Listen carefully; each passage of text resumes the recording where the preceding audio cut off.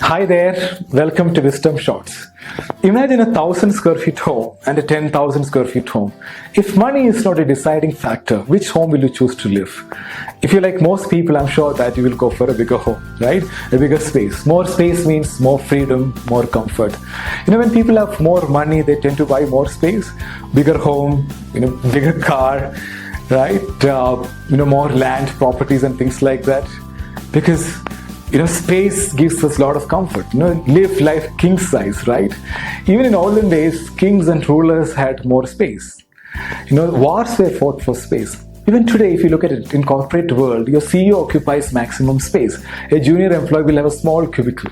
A housekeeping staff will not have space only because space is power. Space matters.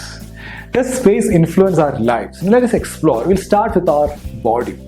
Do we feel more confident and happy when we take more space with our body? If I ask you to describe a happy person, what will be his body language like? Expanded? What is the universal body language of victory? We spread ourselves. Describe an unhappy person or a sad person. He or she will be closed all the time.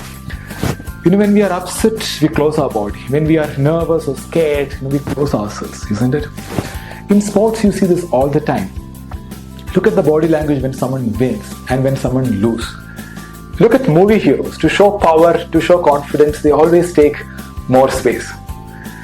Amy Cuddy, a social psychologist in the Harvard faculty, she did a lot of research and experiment on this. She came up with something called power poses.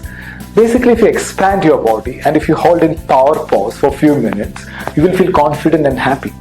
Now, these are some of the power poses. This is my 3-year-old son in a superhero costume.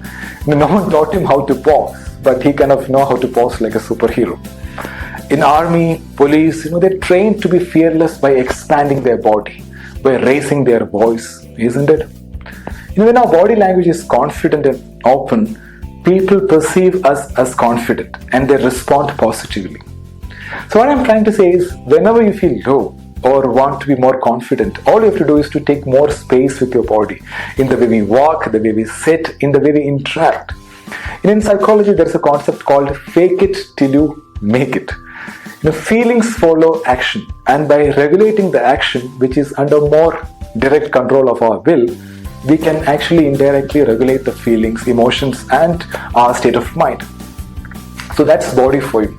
Now coming to our mind and space. Someone asked A.R. Rahman, the genius music composer, during an interview, what kind of music do you listen while traveling? His answer was, most of the time, nothing. I need space for creativity.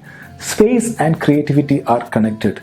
All the artists, poets, authors, they go to mountains, beaches, riverside, etc. to create stuff. Because if your mind is cluttered, there is no creativity. The more free space in your mind, more peace of mind. One of my favorite definitions of meditation is the space between two thoughts. There are thousands of thoughts which passes through our mind every day. And if you want to experience peace and bliss, get into the space between thoughts and expand that space.